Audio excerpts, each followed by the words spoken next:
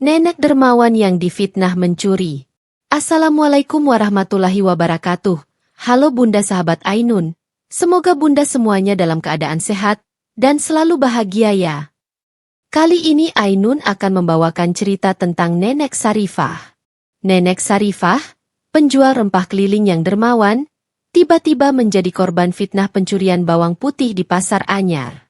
Tuduhan itu memicu kekerasan dari massa, hingga ia harus dirawat di rumah sakit dengan luka serius. Anak tunggalnya, Letkol TNI Arman, pulang dari Kalimantan untuk menuntut keadilan. Sebelum Ainun lanjut, absen yuk Bunda, dari kota mana saja? Dan buat yang sudah like, komen dan subscribe semoga rezekinya dilancarkan ya. Yuk, langsung saja kita mulai kisahnya. Matahari baru saja muncul dari balik pegunungan ketika langkah-langkah kecil namun mantap menyusuri gang sempit menuju Pasar Anyar.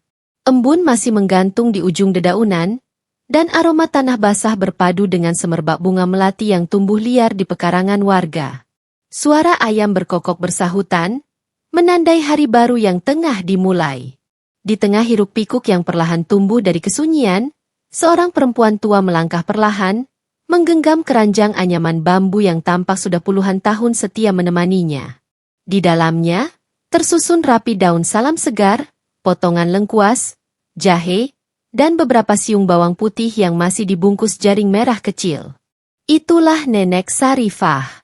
Orang-orang pasar mengenalnya bukan hanya sebagai penjual rempah keliling, tapi juga sebagai sosok ibu dari semua orang.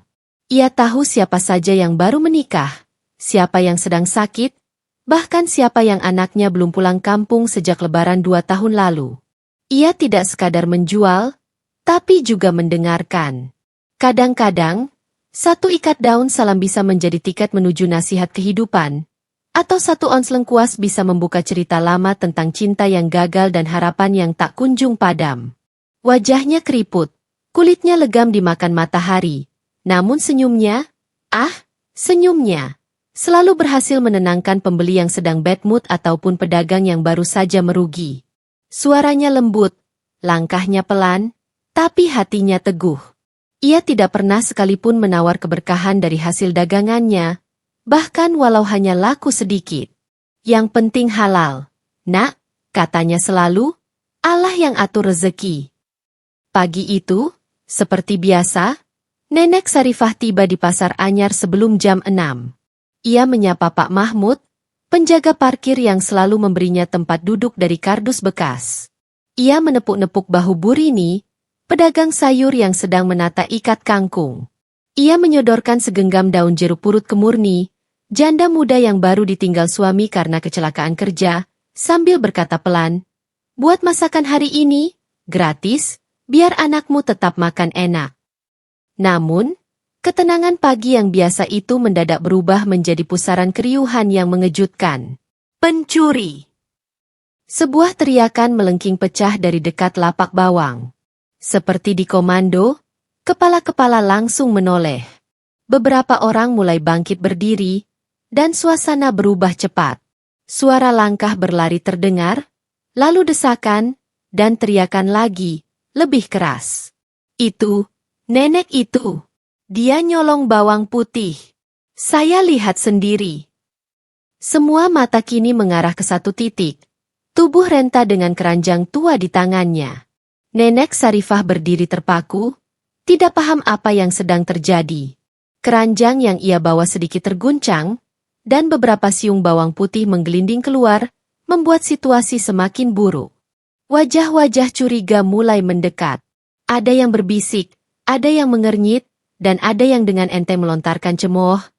Pantas, tiap hari ke pasar tapi hidupnya gitu-gitu aja, ternyata maling. Nenek Sarifah mundur satu langkah. Kakinya gemetar. Nafasnya tersengal. Keramahan yang biasanya melingkupi dirinya kini tergantikan oleh tuduhan dan tatapan tajam yang menusuk seperti belati. Ia ingin bicara, tapi suaranya tercekat. Ia ingin menjelaskan, tapi tak ada yang memberi ruang. Lalu, seseorang mendorongnya. Tubuhnya goyah. Dan sebelum ia sempat berpikir lebih jauh, tangan-tangan yang tidak ia kenali mulai mencengkeram pakaiannya. Seketika, pasar berubah jadi arena kekerasan. Beberapa orang mencoba melerai, tapi sebagian besar hanya menonton, merekam, memotret, mengunggah. Nenek pencuri di Pasar Anyar pun menjadi judul dadakan di berbagai status media sosial. Di tengah semua itu, Nenek Sarifah hanya bisa menggenggam keranjang tuanya dengan sisa tenaga yang ia punya. Bukan karena takut kehilangan dagangan, tapi karena di dalamnya terselip uang hasil dagang kemarin yang ia simpan untuk membeli obat asma cucunya di rumah. Tak ada yang tahu siapa yang memulai tuduhan itu. Tak ada yang peduli bahwa dia adalah Sarifah, yang dulu mewakafkan tanah kecilnya untuk membangun musala di ujung kampung. Yang setiap Jumat membagikan bumbu dapur ke tukang becak. Yang tidak pernah membiarkan anak tetangganya berangkat sekolah tanpa sarapan. Pagi itu, di pasar yang selalu ia cintai, Nenek Sarifah diseret bukan oleh tangan hukum, tapi oleh prasangka dan kebencian yang tidak berdasar. Dan di balik kerumunan yang mulai bubar setelah puas menyaksikan pertunjukan itu, ada sepasang mata yang menyaksikan dengan diam penuh dendam. Seorang pemuda berseragam TNI muda, dengan rahang mengeras dan tangan mengepal, anak kandung Nenek Sarifah, yang baru kembali dari tugas panjang di luar negeri. Ia tidak akan tinggal diam. Dan semua akan berubah. Teriakan itu lebih tajam dari sembilu. Pencuri. Nenek itu nyolong bawang putih. Orang-orang yang semula sibuk menawar harga dan memilih sayuran sontak berhenti. Mata mereka serempak menoleh ke arah suara, lalu beralih ke sosok Nenek Sarifah yang berdiri kaku di antara keranjang jualannya. Seikat bawang putih tergantung di tangannya, dan wajahnya yang renta tampak bingung. Saya enggak. Nenek Sarifah hendak menjelaskan, tapi ucapannya terpotong saat seorang pemuda bertopi menghampirinya dengan kasar, merenggut tangan tuanya. Udah jelas-jelas ketahuan. Nih, buktinya masih di tangan. Seketika kerumunan terbentuk. Suasana pasar yang biasanya ramai dengan obrolan dan senda gurau berubah menjadi arus deras kemarahan. Beberapa ibu-ibu menuding dengan wajah geram, beberapa pemuda ikut bersuara, dan dalam hitungan detik, suasana menjadi tak terkendali. Tangan-tangan mulai meraih. Ada yang menjambak kerudungnya, ada yang menampar pipinya. Tubuh ringkih itu terhuyung, tetapi tak ada yang peduli. Bahkan, ada sandal yang menghantam punggungnya dari belakang. Semua seperti berlomba-lomba melampiaskan emosi atas masalah hidup masing-masing kepada satu sosok yang tak berdaya. Dasar pencuri. Nenek-nenek pun gak bisa dipercaya zaman sekarang. Bikin malu, udah tua kok kelakuannya. Nenek Sarifah mencoba melindungi kepalanya, tetapi tenaganya nyaris habis. Ia terduduk di tanah becek, keranjang rotannya terbalik, daun salam dan lengkuas berserakan. Matanya memerah. Bukan karena marah, tapi karena tidak percaya. Apakah ini kenyataan? Apakah seumur hidup berbuat baik hanya akan dibalas seperti ini? Di sudut kerumunan, seorang pedagang muda mengangkat ponsel dan mulai merekam. Tak ada niat menolong. Hanya ingin konten yang rame. Dalam waktu singkat, video berdurasi 1 menit itu sudah menyebar di berbagai grup WhatsApp dan status media sosial. Hebat! Nenek maling! Ketahuan nyolong di Pasar Anyar. Begitu caption yang ia tulis sambil tertawa kecil. Tak butuh waktu lama, video itu viral. Puluhan akun gosip dan media lokal ikut membagikan. Judul-judul bombastis pun bermunculan. Lansia nekat curi bawang putih. Maling berkedok nenek penjual rempah. Miris. Nenek tua dipergoki saat aksi. Namun tak satu pun dari mereka bertanya, apakah benar itu mencuri? Sore harinya, polisi datang ke lokasi, tetapi semua sudah terlambat. Nenek Sarifah telah dibawa warga ke pos ronda dalam kondisi lemah dan memar. Di sudut pasar yang mulai sepi, hanya tersisa rempah-rempah berserakan, dan sehelai kerudung lusuh yang robek di ujungnya. Pasar Anyar kembali tenang menjelang malam, tetapi jejak kekejaman itu menggantung di udara, dan terpatri dalam tubuh dan hati seorang nenek renta yang hanya ingin berjualan jujur untuk menyambung hidup. Sirine meraung di antara deru kendaraan kota yang padat. Jalanan sekitar Pasar Anyar yang biasanya bising dengan klakson dan tawa pedagang mendadak hening saat ambulans itu berhenti di pinggir jalan. Beberapa orang masih berdiri mematung. Sebagian besar memilih menghindar, pura-pura tak tahu, tak ingin terlibat. Petugas medis turun tergesa. Seorang perempuan paruh baya, mengenakan rompi oranye bertuliskan Dinas Kesehatan Kota, membuka pintu belakang ambulans sambil memberi aba-aba. Dua petugas lain segera mengangkat tubuh Nenek Sarifah yang telah lemas, wajahnya lebam, rambutnya kusut, dan kerudungnya entah kemana. Di pelipisnya, darah mengering, di pipinya ada gurat ungu membiru, dan di ujung bibirnya menganga luka sobek kecil. Perlahan, tubuh ringkih itu dibaringkan di atas berangkar. Nafasnya masih ada, meski pelan dan tidak beraturan. Salah satu petugas mengecek nadi di pergelangan tangannya sambil mengerutkan dahi. Tekanan darah rendah.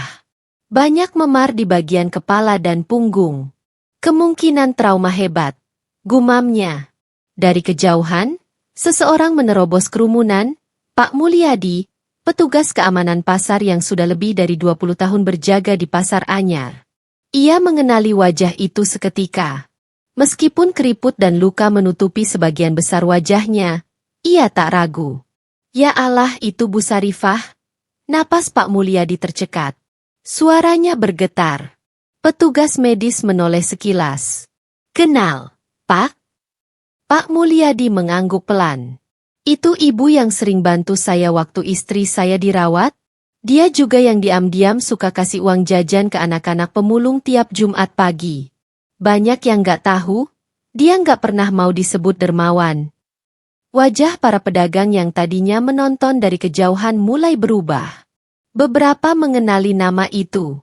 Nenek Sarifah, penjual rempah keliling yang tak pernah menolak senyum. Bahkan pada mereka yang kadang tak punya cukup uang untuk membeli. Dia nggak pernah minta lebih kalau kita belum bisa bayar. Gumam seorang pedagang sayur, merasa tertampar oleh rasa bersalah yang datang terlambat. Ambulans bergerak, pelan tapi pasti menembus kerumunan yang mulai terdiam. Beberapa mata mulai berkaca-kaca. Seorang ibu muda yang sempat menuding Nenek Sarifah tadi pagi menunduk dalam, menggenggam kain lap di tangannya erat-erat. Hari itu, Pasar Anyar terasa kehilangan sesuatu. Bukan hanya karena sirine ambulans yang menggema, tapi karena mereka baru sadar bahwa mereka telah menjadi saksi dan pelaku dari ketidakadilan yang membekas. Sebuah luka yang tak hanya fisik, tapi juga menggurat hati mereka masing-masing. Sementara itu, di Rumah Sakit Umum Kota, tim medis segera melakukan serangkaian tindakan. CT scan, infus, obat penghilang rasa sakit, dan selimut hangat. Nenek Sarifah belum sadarkan diri. Monitor jantung memantau irama kehidupannya yang rapuh. Di ruang tunggu, Pak Mulyadi duduk sambil menunduk. Ponselnya bergetar. Sebuah pesan masuk dari nomor tak dikenal. Isinya singkat. Saya anak Bu Sarifah. Saya akan ke sana. Waktu seolah berhenti sebentar.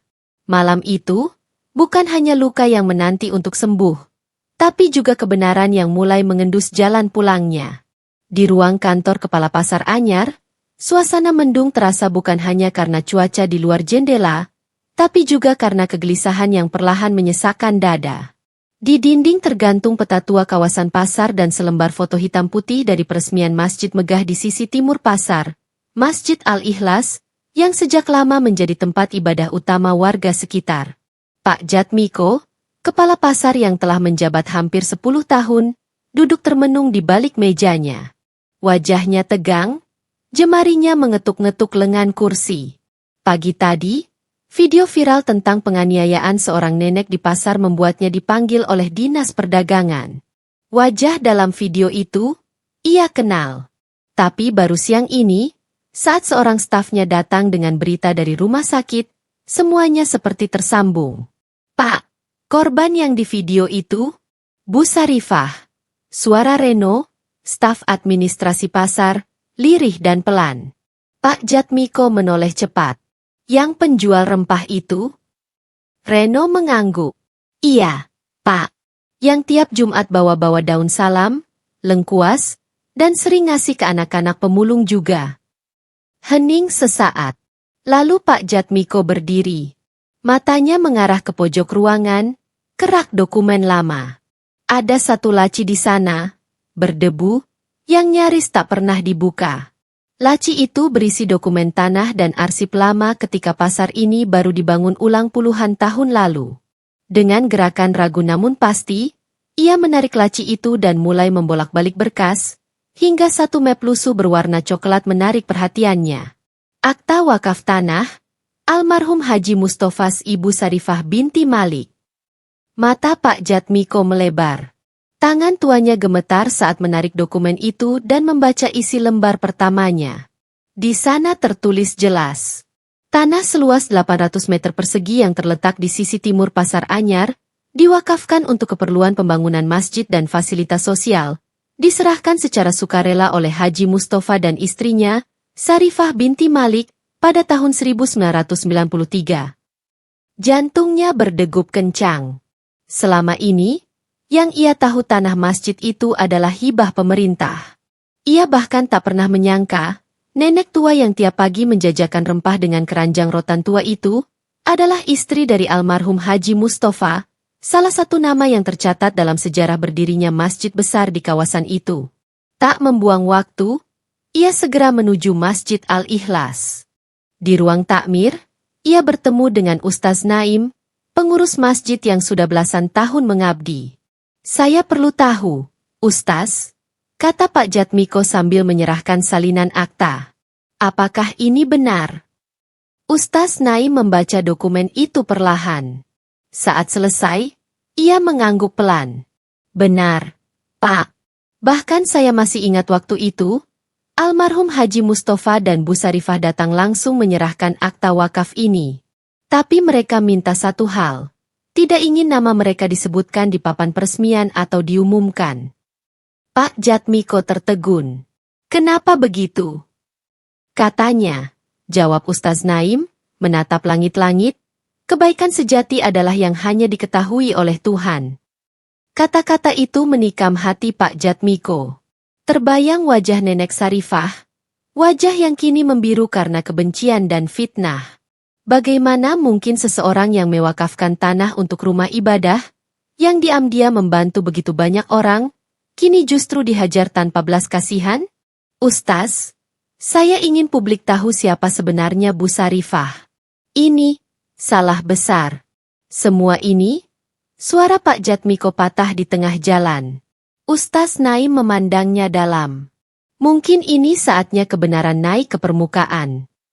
Malam itu, sehabis salat Isya, Ustaz Naim naik ke mimbar. Jamaah masjid memenuhi ruang utama. Banyak dari mereka yang datang bukan hanya karena ingin beribadah, tapi juga karena kabar tentang nenek yang dihajar pagi itu sudah tersebar luas. Di bawah cahaya lampu gantung yang temaram, suara Ustaz Naim menggema pelan namun jelas. "Saudara-saudara, hari ini saya ingin menceritakan kisah tentang seseorang yang sudah lama ada di antara kita, tapi luput dari perhatian kita." Lalu ia bercerita tentang wakaf, tentang kebaikan, tentang Bu Sarifah. Dan malam itu, air mata pun tumpah. Bukan hanya karena sedih, tapi karena malu. Malu telah melupakan. Malu telah menghakimi tanpa tahu siapa yang mereka sakiti. Langit Jakarta sore itu berwarna kelabu. Awan menggantung rendah, seolah turut muram dengan berita yang menyebar luas ke seluruh penjuru negeri. Di Bandara Halim Perdana Kusuma, seorang pria berbadan tegap, berseragam loreng lengkap dengan tanda pangkat di bahunya, berjalan cepat dengan wajah yang tak bisa menyembunyikan amarah dan duka. Langkahnya berat, namun pasti. Matanya sembab, bukan karena lelah terbang dari Kalimantan, melainkan karena hatinya sedang koyak. Letkol TNI Arman. Ia anak tunggal dari Nenek Sarifah. Begitu mendarat, ia langsung menolak dijemput siapapun. Ia hanya membawa satu tas selempang dan dokumen di tangan, hasil investigasi awal dari staf intelijen yang diam-diam ia perintahkan sesaat setelah melihat video sang ibu dihakimi tanpa ampun oleh massa pasar. Di sepanjang perjalanan menuju rumah sakit, Arman tak bisa berhenti menatap ponselnya. Video itu, video ibunya dipukuli, dijambak, diinjak tanpa ampun, berulang kali ia putar. Setiap kali ia menontonnya, dadanya seperti ditusuk ribuan duri. Pencuri! Dasar maling tua! Tampar aja! Biar kapok! Hati-hati! Nenek-nenek sekarang pura-pura jualan, padahal maling. Suara-suara itu menghantui benaknya. Arman yang biasa turun ke medan pertempuran, menghadapi peluru dan ledakan, tak pernah merasa selemas ini. Musuh di medan perang jelas, ada di depan mata, membawa senjata. Tapi yang menyakiti ibunya adalah orang-orang biasa. Pedagang, pembeli, masyarakat. Mereka yang seharusnya dilindungi, justru menjadi algojo. Sesampainya di rumah sakit, Arman langsung menuju Icu. Dari balik kaca bening, ia melihat tubuh kurus itu terbaring lemah.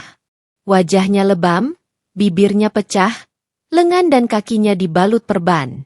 Separuh wajah ibunya bahkan hampir tak dikenali karena bengkak. "Bu?" Lirihnya nyaris tak terdengar.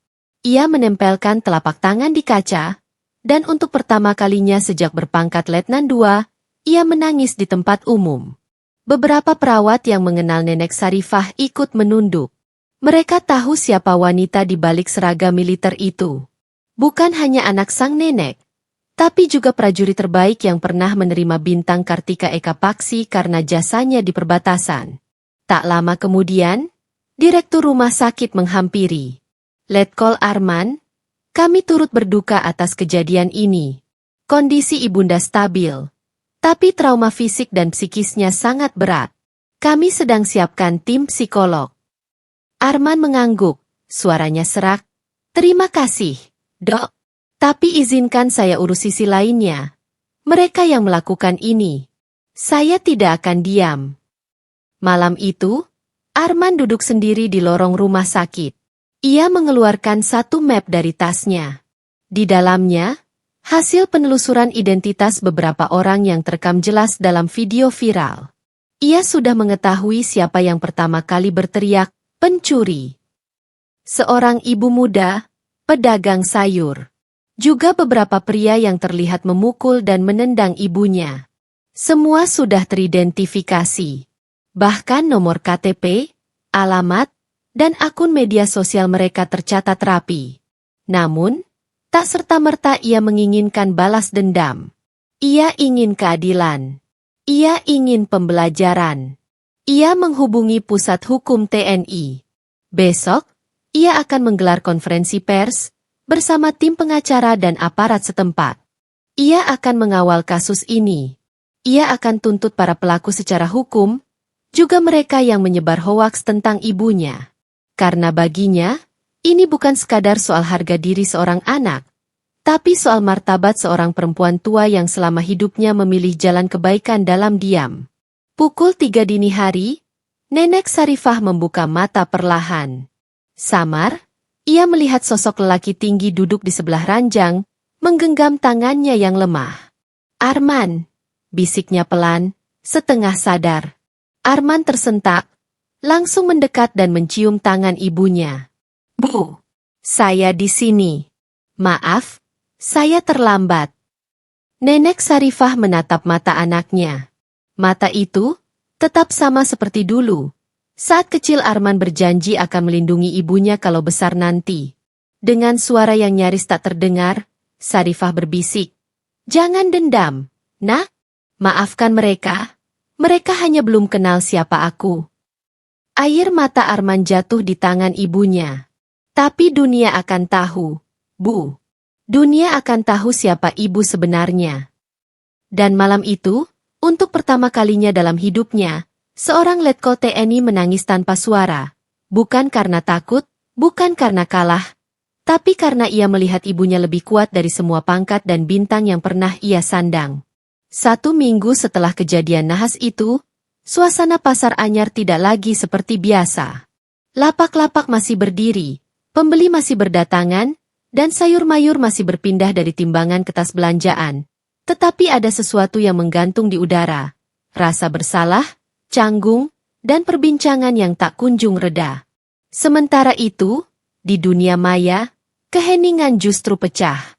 Video yang semula hanya menjadi konsumsi penghakiman brutal, mulai berbalik arah. Seorang netizen dengan akun Mata-Mata Fakta mengunggah potongan rekaman CCTV dari salah satu toko kelontong di sisi timur pasar. Ini videonya. Nenek itu bawa sendiri bawang putih dari rumah. Dia bukan maling. Dia penjual. Video berdurasi 2 menit 37 detik itu menunjukkan sosok Nenek Sarifah berjalan dari pintu masuk timur dengan keranjang anyaman di tangan. Ia berhenti beberapa kali, mengobrol dengan pedagang lain, lalu membuka keranjangnya. Di dalamnya, terlihat tumpukan daun salam, lengkuas, dan bawang putih, yang ia tata perlahan di atas kain lapak lusuh miliknya. Tidak ada momen ia mengambil dari lapak orang lain. Tidak ada gerakan mencurigakan. Tidak ada pencurian. Komentar pun mengalir deras. Astagfirullah. Saya ikut nyebarin videonya dulu. Saya minta maaf, Nek. Dunia ini memang suka terburu-buru menghakimi. Kenapa sih kita lebih cepat menghukum ketimbang mencari tahu? Ya Allah, itu Nenek Sarifah. Saya dulu pernah dikasih uang sama dia waktu jualan pertama kali. Baiknya luar biasa. Hashtag maaf untuk Nenek Sarifah mulai trending. Bukan hanya di Jakarta, tapi juga nasional. Di salah satu studio berita nasional, Letkol Arman duduk tenang dalam siaran langsung bersama pembawa acara yang mendadak gugup saat tahu siapa yang duduk di hadapannya. Tapi Arman, dengan pakaian sipil, tampak lebih seperti anak yang sedang memperjuangkan ibunya daripada seorang perwira tinggi. Pak Arman, bagaimana perasaan Anda setelah semua kebenaran ini mulai terungkap? Ia menarik napas panjang. Perasaan saya? Campur aduk. Marah, tentu. Sedih, sudah pasti. Tapi lebih dari itu, saya kecewa bahwa kita hidup di masyarakat yang lebih percaya pada teriakan daripada fakta. Ia menatap lurus ke kamera. Ibu saya, Sarifah binti Halim, bukan siapa-siapa. Ia bukan selebritas. Ia tidak punya kekuasaan. Tapi ia punya hati. Ia wakafkan tanahnya untuk masjid. Ia bantu anak-anak pemulung belajar baca. Ia tak pernah minta balas jasa. Dan apa yang dia dapat? Tuduhan, pukulan, penghakiman. Studio sunyi. Bahkan kru di balik kamera pun tampak terdiam. Arman melanjutkan, dengan suara lebih pelan namun tegas, hari ini saya berdiri bukan sebagai tentara. Saya berdiri sebagai anak, dan saya akan pastikan bahwa kejadian ini tidak menjadi akhir hidup ibu saya, tapi awal dari perubahan cara kita memperlakukan sesama. Di pasar, beberapa pedagang mulai merasa risih dengan tatapan, terutama mereka yang dulu ikut-ikutan menghina. Apalagi setelah beredar informasi bahwa tanah tempat Masjid Megah berdiri dulu adalah milik Nenek Sarifah. Pengurus masjid pun mulai memasang spanduk besar bertuliskan, tanah masjid ini dulu wakaf dari Ibu Sarifah Al-Fatihah untuk doa kesembuhannya. Ada pedagang yang diam-diam meneteskan air mata saat membaca spanduk itu. Seorang ibu penjual tempe bahkan berhenti berdagang selama 2 hari, malu untuk bertemu siapapun. Tapi rasa malu saja tidak cukup. Sebab luka Nenek Sarifah bukan hanya fisik, melainkan luka yang menyayat rasa kemanusiaan. Salah satu tokoh pemuda pasar, Reno, yang sebelumnya merekam kejadian itu, akhirnya datang ke rumah sakit bersama beberapa perwakilan pedagang. Ia membawa sepucuk surat permohonan maaf, bunga, dan niat untuk membantu membayar biaya pengobatan Nenek Sarifah. Tapi Arman, meski menerima kedatangan mereka, tidak melunak. Maaf bisa dimaafkan, tapi hukum harus tetap berjalan, ucapnya dingin. Jangan khawatir. Saya akan pastikan prosesnya adil. Tidak akan ada tangan yang main hakim sendiri. Saya tidak mau kalian merasakan yang ibu saya rasakan. Dan malam itu, untuk pertama kalinya sejak pasar itu berdiri, para pedagang berdoa bersama. Mereka memutar pengeras suara masjid, membacakan surat Yasin dan doa kesembuhan untuk Nenek Sarifah. Tidak ada musik, tidak ada tawar-menawar. Hanya lantunan doa, dan air mata diam-diam yang jatuh ke lantai pasar. Di Icu, meski belum bisa bicara, Nenek Sarifah membuka matanya sebentar dan menatap langit-langit putih di atasnya. Matanya berkaca-kaca. Entah kenapa, ia merasa ada yang sedang mendoakannya. Dan diam-diam, luka di dadanya mulai perlahan sembuh. Bukan karena obat, tapi karena kebenaran mulai menyala. Setelah sekian lama tertutup debu prasangka, suasana di Pasar Anyar mulai berubah. Tidak hanya dari segi suasana hati para pedagang, tapi juga dari sisi hukum dan kebenaran yang mulai menyingkap tirai kebohongan. Setelah video viral dan bukti-bukti yang mulai terungkap, perhatian warga dan aparat pun semakin intens pada kasus yang menimpa Nenek Sarifah. Namun, di balik gemuruh pertarungan itu, ada satu kenyataan yang selama ini tersembunyi, menunggu saat untuk terungkap. Dan pengakuan itu datang dari seorang perempuan bernama Lina, pedagang bawang yang tak pernah seterkenal Sarifah tapi memiliki dendam yang membara. Lina duduk dalam ruang pemeriksaan kantor kepala pasar. Wajahnya memucat, matanya berkaca-kaca, dan tubuhnya sedikit gemetar. Di hadapan Letkol Arman dan kepala pasar, ia mulai membuka mulutnya dengan suara serak. Saya yang menyebar fitnah itu, ujarnya lirih. Ruang seketika hening. Semua menatap Lina dengan penuh keterkejutan. Lina menghela napas panjang, lalu melanjutkan dengan suara bergetar. Saya iri. Dagangan saya, bawang saya selalu kalah laris dibanding rempah-rempah yang dijual Nenek Sarifah. Pedagang-pedagang mulai lebih suka beli dagangan dia. Saya merasa, saya tersisih. Saya ingin membuat dia terlihat buruk supaya dagangan saya kembali laku. Ia menunduk dalam, seolah menelan penyesalan yang begitu dalam. Saya tak pernah menyangka, kabar itu akan membuat warga sekeras itu. Saya menyesal, sangat menyesal. Arman menatapnya tajam, namun suaranya tetap tenang.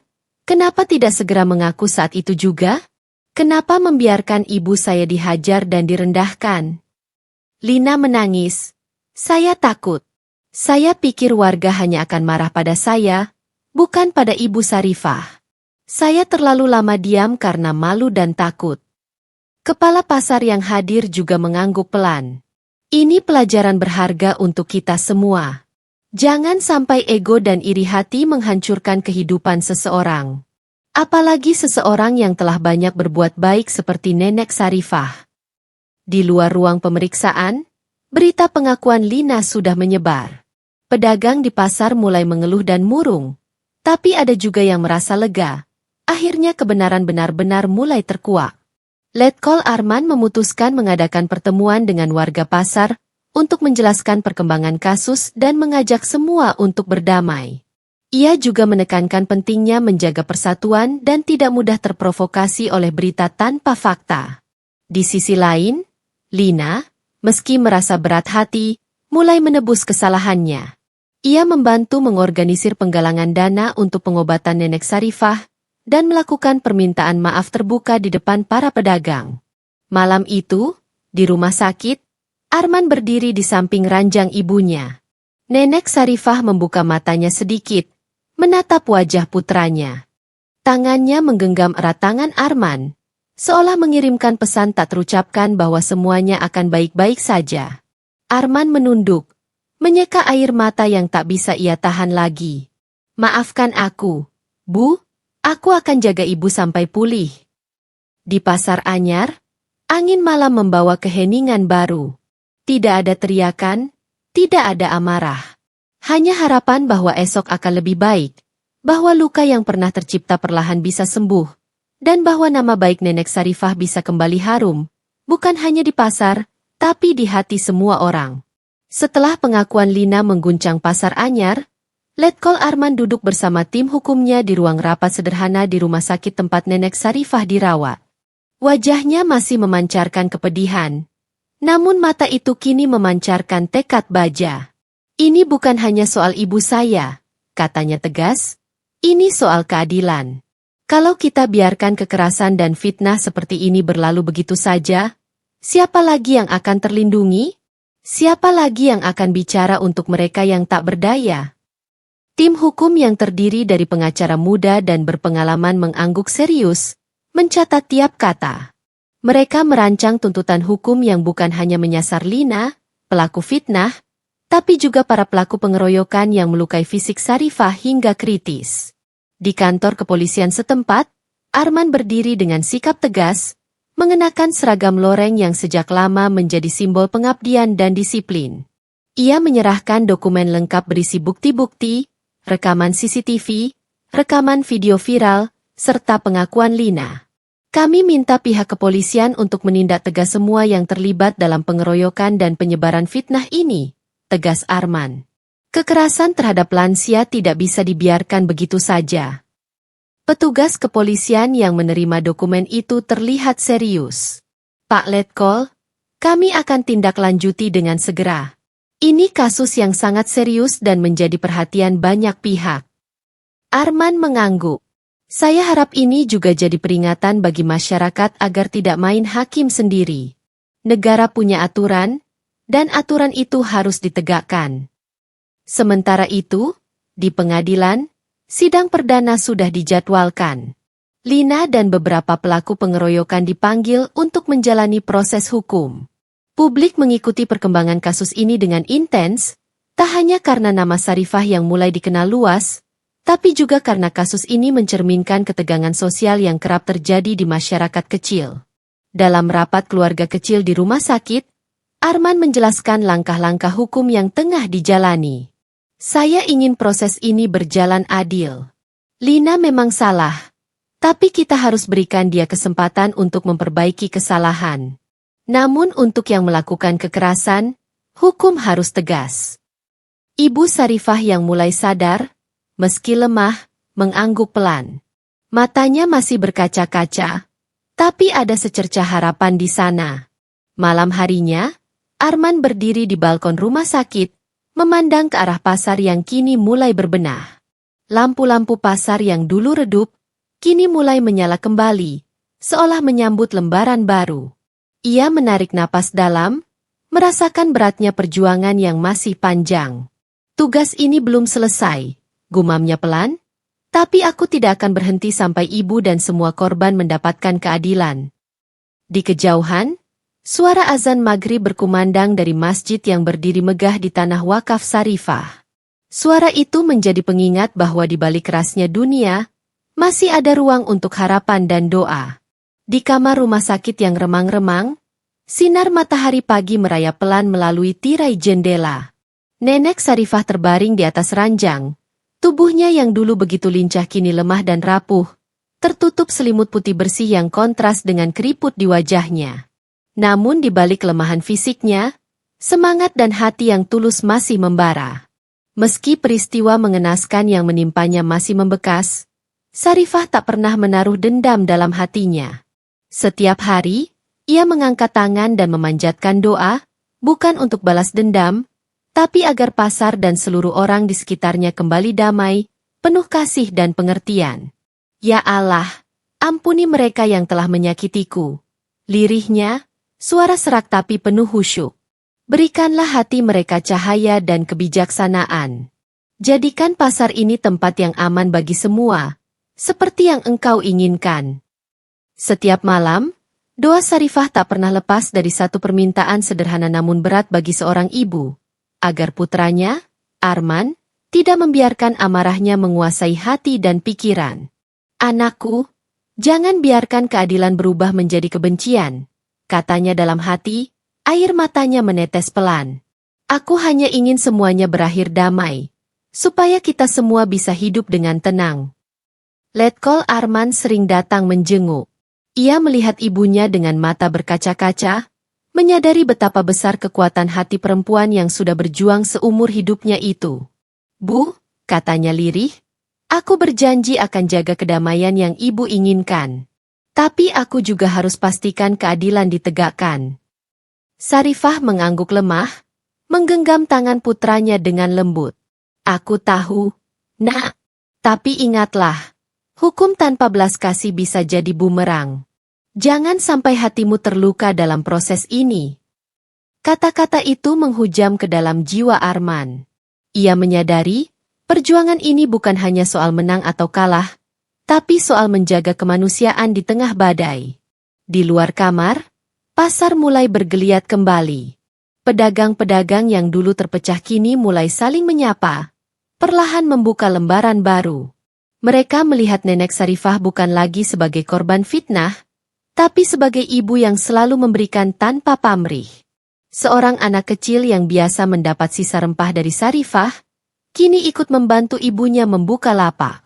Senyum polosnya menjadi pengingat bagi semua orang bahwa di tengah kerasnya dunia, masih ada harapan dan kasih sayang yang tulus.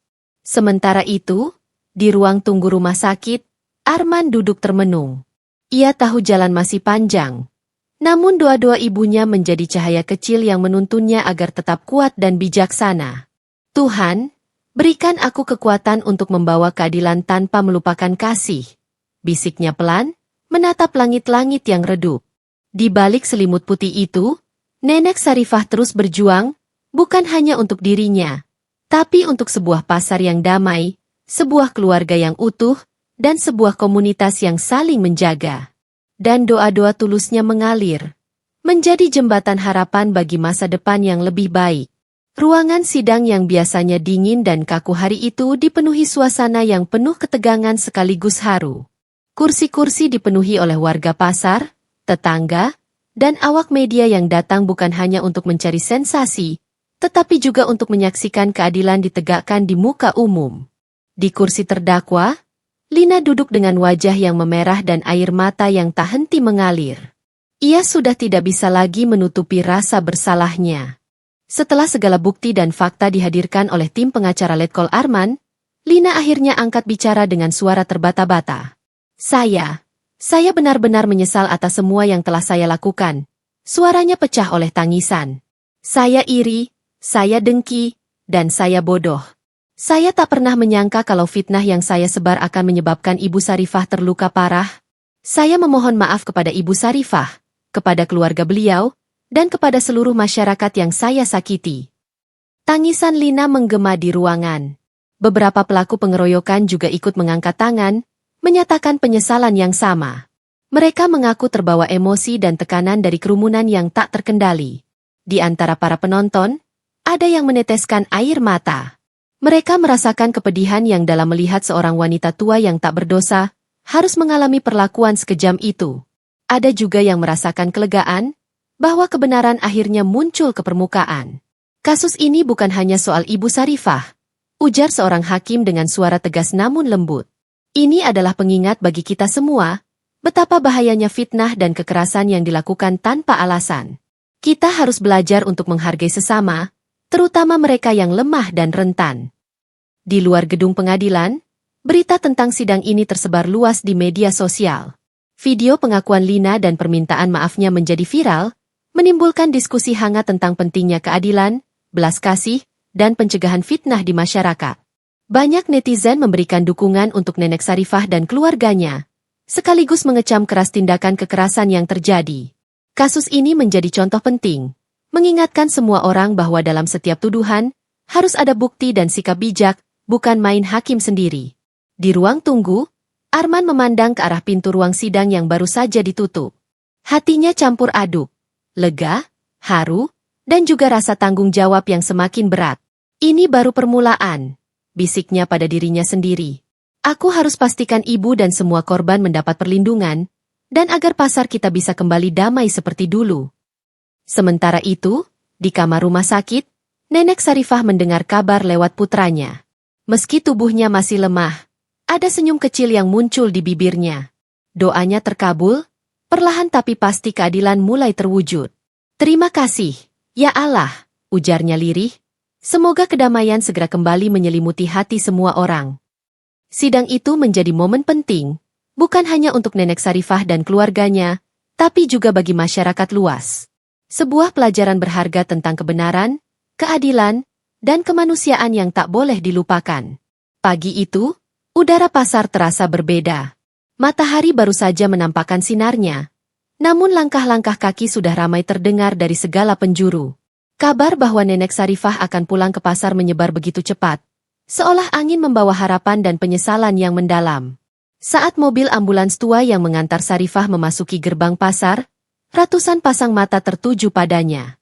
Tubuh nenek yang dulu penuh semangat kini tampak rapuh, berjalan perlahan dengan bantuan tongkat kayu yang ia genggam erat. Tapi senyum kecil tetap menghiasi wajahnya, walau lelah dan sakit masih membayang. Tak lama, pedagang-pedagang kecil mulai mendekat. Mereka datang satu persatu, dengan wajah penuh haru dan rasa bersalah. Seorang ibu pedagang sayur yang biasanya garang malah meneteskan air mata sambil mencium tangan Sarifah. "Maafkan kami, Nek," ujarnya dengan suara bergetar. "Kami salah besar telah memfitnah dan menyakitimu."